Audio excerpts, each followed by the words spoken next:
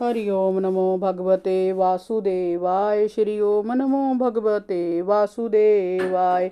होता है कर्मों का त्याग करने वाला, गृहस्थ व्रतों का त्याग करने वाला, ब्रह्मचारी, गांव में रहने वाला, बाणप्रस्थी, इंद्रियां लोलुप सन्यासी जय चारों आश्रम के कलंक हैं और व्यर्थ ही आश्रम में रहने का ढोंग करते हैं। ऐसे व्यक्तियों की तत्काल उपेक्षा कर देनी चाहिए। आत्मज्ञानी व्यक्ति को किसी कामना की आवश्यकता ही नहीं होती।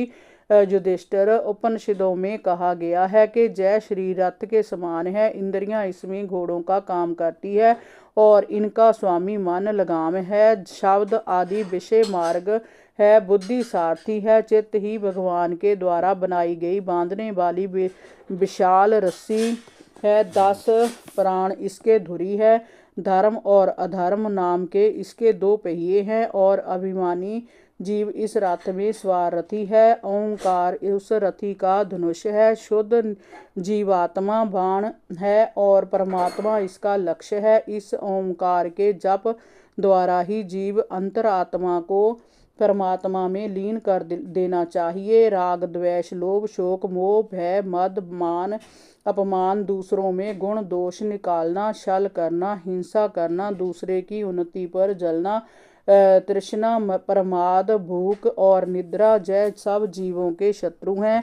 जय शरीर रूपी रथ जब तक अपने वश में है और इसकी इंद्रियां तथा मन स्वस्थ दिशा में है, तभी तक श्री गुरुदेव की चरण सेवा करके ज्ञान की तेज तलवार से कामादि शत्रुओं का विनाश करके अपने स्वराज्य सिंहासन को प्राप्त कर लेना चाहिए। बाद में शांत चित्त से अपने इस शरीर का परित्याग कर देना चाहिए, अन्यथा जरा सा भी प्रमाद होने पर इंद्रियां रूपी दुष्ट घोड़े बुद्धि रूप सारथी से मिलकर उल्टे रास्ते पर ले जाएंगे और अंधे कुएं में डाल देंगे।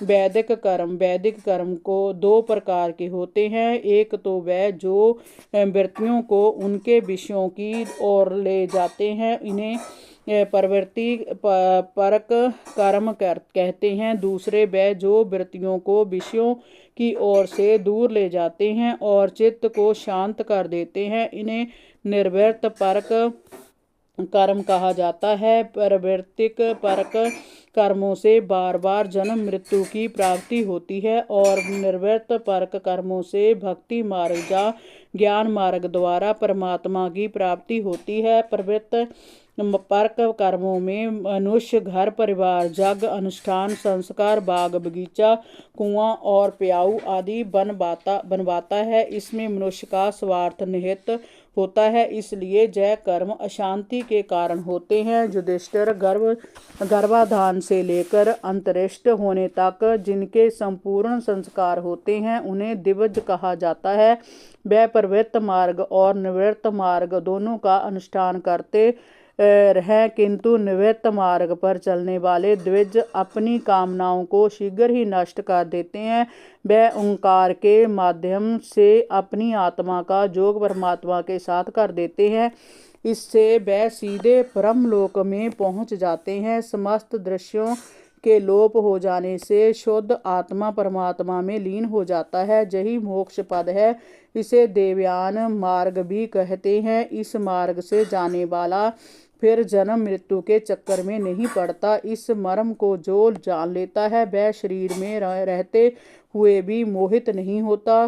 तत्ववेता कौन है? जो अजन्मा है, जो आदि और अंत से अलग है, जो सदैव विद्यमान रहता है, जो भोग रूप से बाहर और भोक्ता रूप से भीतर है, जो अंधकार और प्रकाश में उपलब्ध है, वह स्वयं तत्ववेता है। वो उसका स्पर्श नहीं कर सकता। जो विचारशील पुरुष स्वानुभूति से आत्मा के त्रिविध अवदैत का साक्षात्कार कर लेता है, वह जागृत, स्वप्न, सुषुप्त और दृष्टा दर्शन तथा दृश्य के भेद रूप भ्रम को मिटा देता है। जृ त्रिवत अद्वैत इस प्रकार है। भावाद्वैत, क्रियाद्वैत और द्रव्याद्वैत। जैसे वस्त्र का आधार सूत है, वैसे ही कार्य भी कारण का रूप है। बिना कारण के कार्य भी नहीं होता, क्योंकि वास्तव में इनमें भेद नहीं है। इसलिए सबकी एकता का विचार भावाद्वैत कहलाता है। मन, वाणी और शरीर से होने वाले